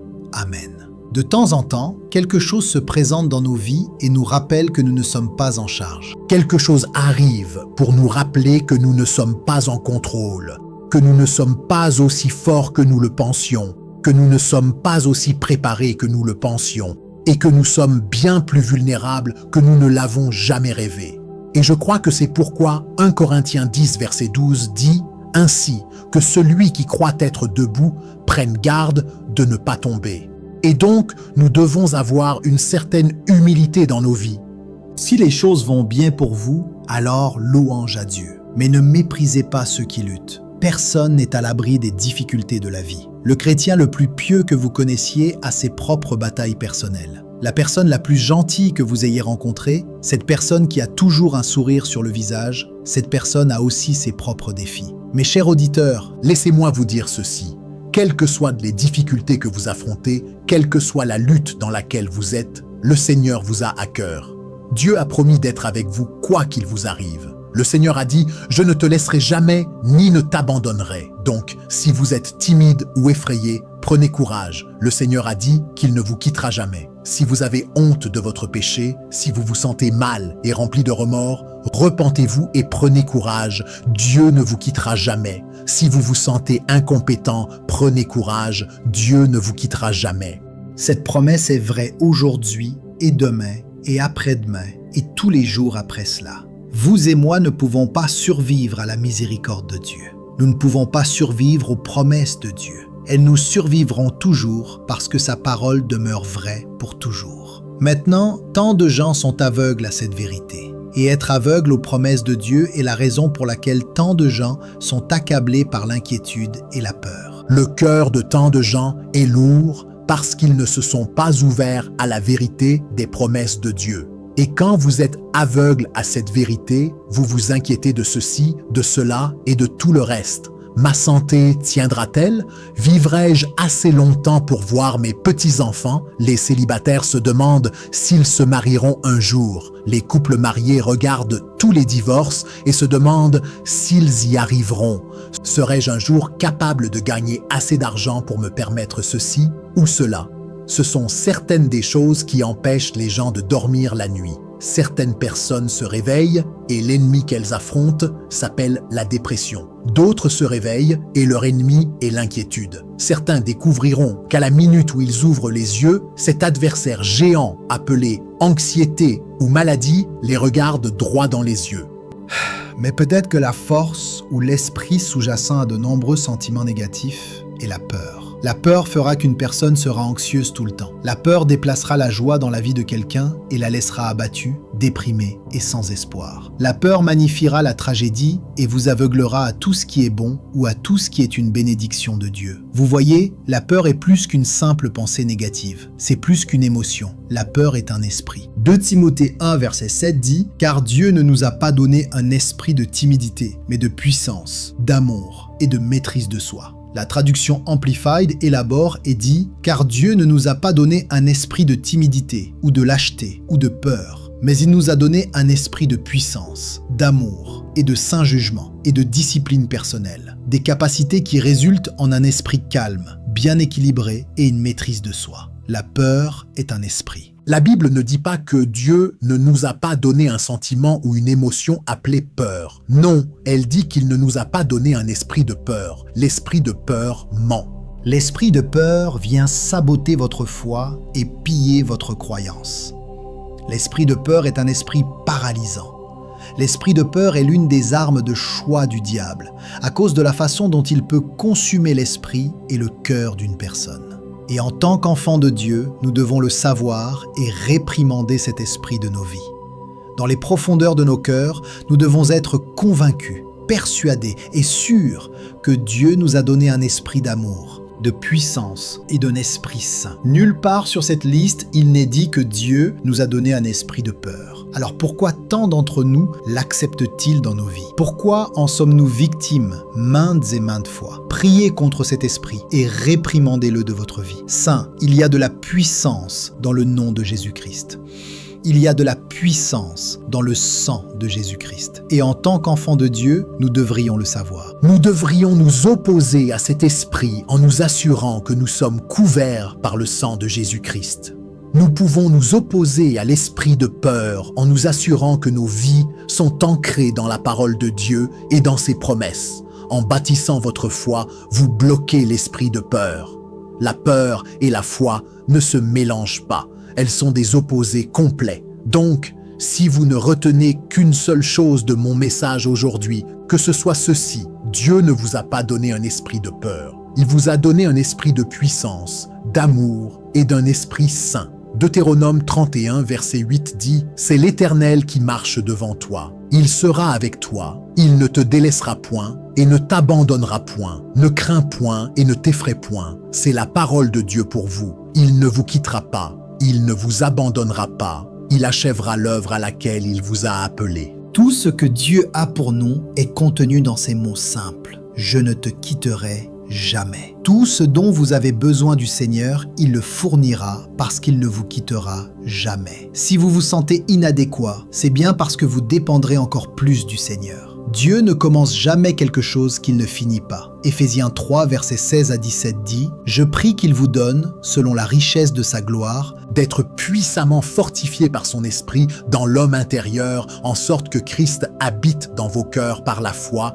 et que vous soyez enracinés et fondés dans l'amour. » Notez que la Bible dit « en sorte que Christ habite dans vos cœurs par la foi ». Jésus-Christ n'habitera dans votre cœur que lorsqu'il y aura la foi. La foi dissipe la peur. La foi calme un cœur troublé. La foi est le remède pour un cœur troublé. La parole de Dieu nous dit de ne pas laisser nos cœurs être troublés. Elle nous dit d'avoir foi. Ayez foi que Jésus-Christ vous sauvera et vous délivrera de tout ce que vous pourriez affronter dans cette vie. Le psaume 50, verset 15 dit « Invoque-moi au jour de la détresse. Je te délivrerai et tu me glorifieras. » Dieu veut que vous l'appeliez. Il dit « Fiez-vous à moi dans vos moments de difficulté et je vous secourrai. Dans ma détresse, j'ai appelé le Seigneur. J'ai crié à mon Dieu à l'aide. De son temple, il a entendu ma voix. Mon cri est venu devant lui à ses oreilles. » N'est-ce pas réconfortant de savoir que nous servons un Dieu qui nous répondra lorsque nous sommes en détresse? Nous servons un Dieu qui entend nos cris.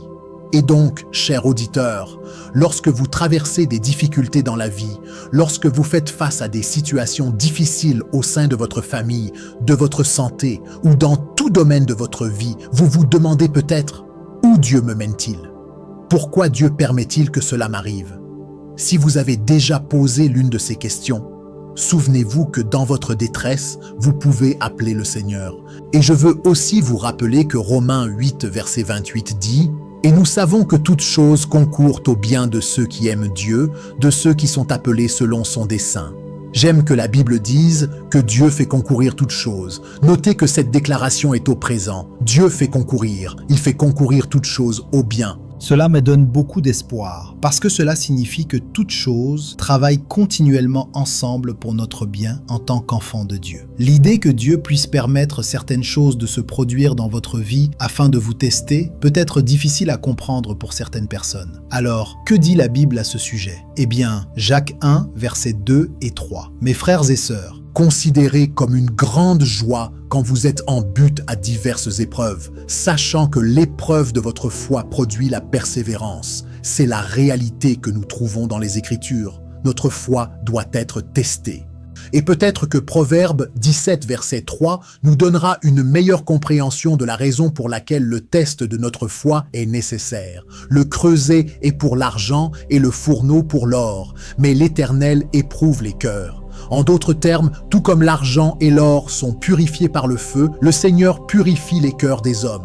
Si vous voulez affiner de l'or, vous utilisez le four. Et si le cœur de l'homme doit être affiné, le Seigneur éprouve le cœur. Ce qui signifie que ma foi et votre foi doivent subir une épreuve à un moment ou à un autre. Notre tendance naturelle en tant qu'humain est de penser que si quelque chose semble désagréable, alors cela ne doit pas venir de Dieu. Mais nous devons réaliser que Dieu voit les choses tout à fait différemment de nous. Les épreuves que Dieu permet dans nos vies sont destinées à nous rendre complets, afin que nous ne manquions de rien en tant que croyants. Les épreuves viennent pour notre développement en tant que chrétiens. Les épreuves viennent pour que nous puissions bâtir sur le niveau de foi actuel que nous avons et atteindre de plus hauts sommets. C'est pourquoi la Bible dit que l'épreuve de votre foi produit la persévérance. L'épreuve de notre foi conduit à la maturité spirituelle. Cela devrait changer la façon dont nous voyons les difficultés et comment nous devrions réagir à ces moments difficiles dans nos vies. La réalité est que Dieu est toujours à l'œuvre dans ses enfants et le but ultime est que nous devenions un reflet du Christ.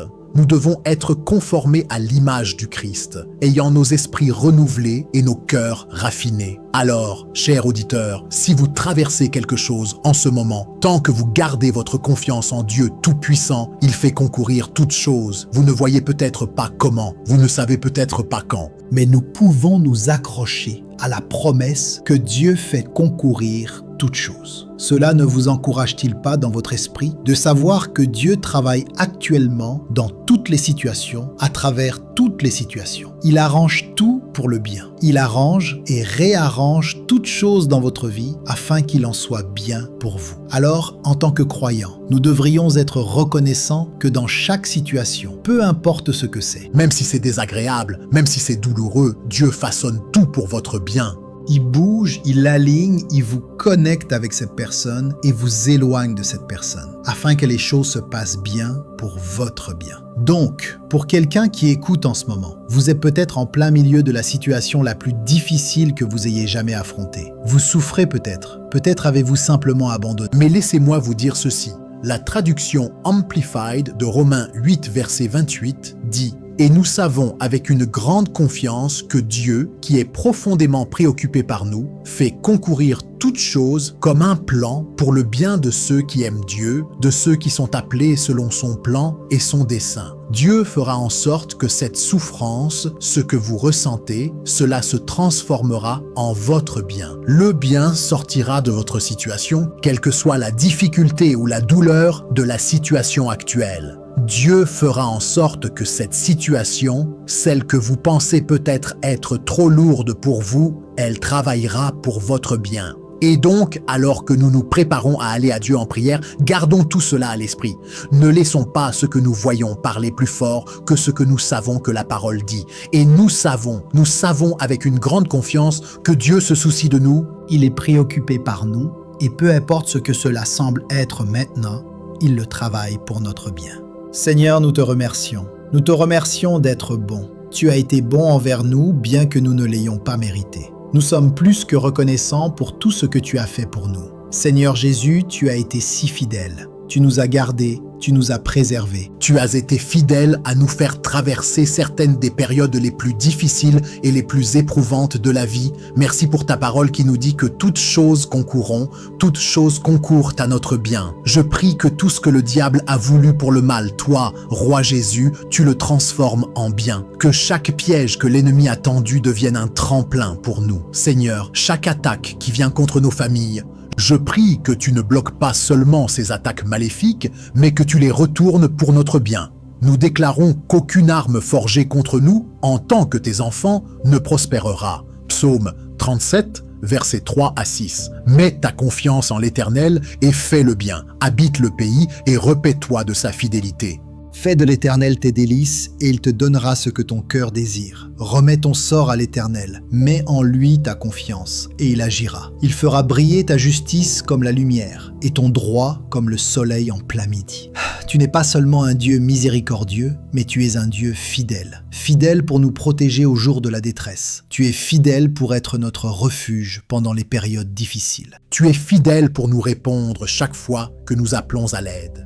Et donc notre foi est en toi, Roi Jésus. Tu es l'encre de nos âmes. Tu es celui qui nous fait nous coucher dans de verts pâturages.